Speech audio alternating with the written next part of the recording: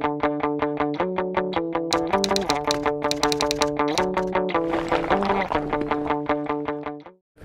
PHM, c'est 15 000 utilisateurs, 10 000 postes de travail, plusieurs data centers et une architecture donc assez complexe avec du domaine biomédical, du système d'information hospitalier plus traditionnel, du style dossier patient informatisé, outils d'analyse biologique et des systèmes aussi techniques qui vont piloter les infrastructures, les bâtiments. Donc 3 grandes catégories de systèmes sur lesquelles on a de la sécurité à intégrer.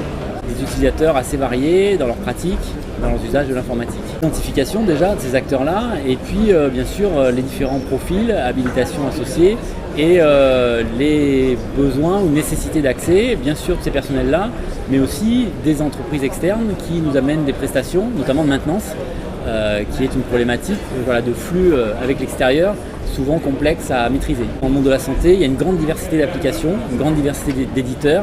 Pour vous donner un ordre d'idée, pour la PHM, c'est pratiquement 300 applications distinctes, alors bien sûr de taille variable, 15 applications majeures on va dire, et puis beaucoup de petites applications sur des périmètres biomédical. Il y a une grande part d'intervention justement des éditeurs ou des équipementiers qui sont très spécifiques, avec besoin justement d'intervention, de remontée d'informations le cas échéant. Alors la mobilité, elle arrive chez nous par deux axes. Déjà les produits de santé. Aujourd'hui, quand on a un défibrillateur cardiaque implanté, ce qu'on appelle un dispositif médical implanté actif, c'est un objet connecté, puisqu'il va pouvoir être monitoré à distance. Donc l'IoT dans le monde de la santé n'est pas nouveau. C'est des choses qui existent depuis longtemps, qui ont besoin d'étapes de sécurisation. Donc ça, c'est un premier élément de mobilité. Le deuxième élément de mobilité, c'est dans les usages, avec des personnels aujourd'hui qui sont de plus en plus mobiles dans leur déplacement entre établissements et qui ont besoin d'utiliser la tablette, l'outil mobile, le smartphone, avec toute la complexité que l'on a à maîtriser ces divers composants. Alors on héberge majoritairement, on est d'ailleurs hébergeur de données de santé agréé pour d'autres établissements, donc depuis maintenant 2012, avec des hébergements successifs et un hébergement générique depuis 2017. Sur les 300 applications, c'est moins de 10 applications qui sont en mode hébergé à l'extérieur. Alors aujourd'hui, on a mis en place une propre démarche de plan de secours avec des data centers à nous répartis sur les sites, des procédures associées, c'est d'ailleurs une obligation si on veut être hébergeur de données de santé agréé.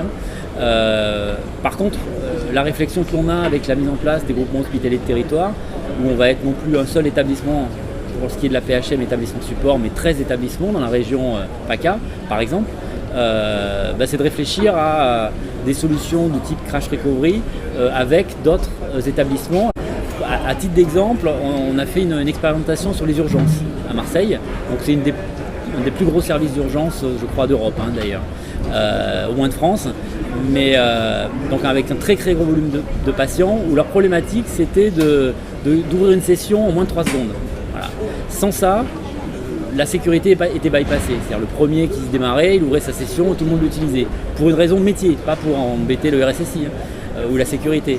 Et donc on a pu mettre un dispositif qui leur permet de faire ça en moins de 3 secondes avec un système de badge compatible avec la CPS. Aujourd'hui on est en voie de mise en œuvre de la CPS, on avait un badge professionnel.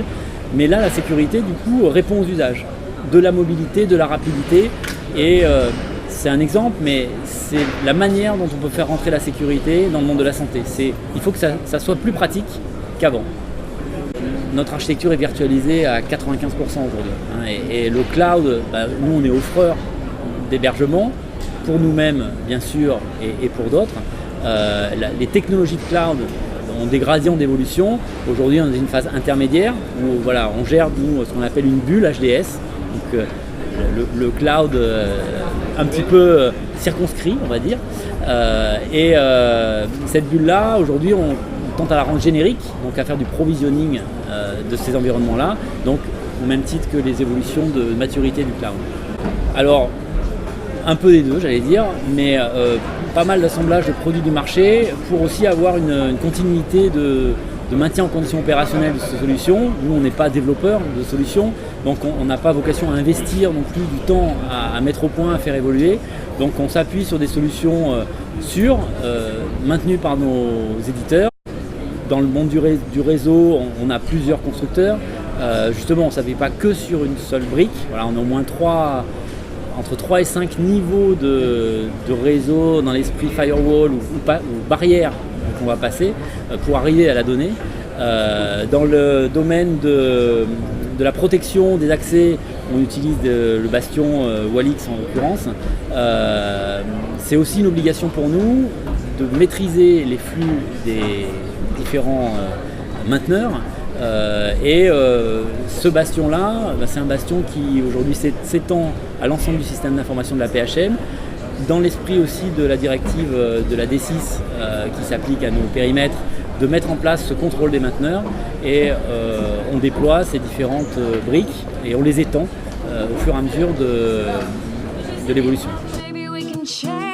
Sure can't stay the same, 'cause life's a foolish, foolish game.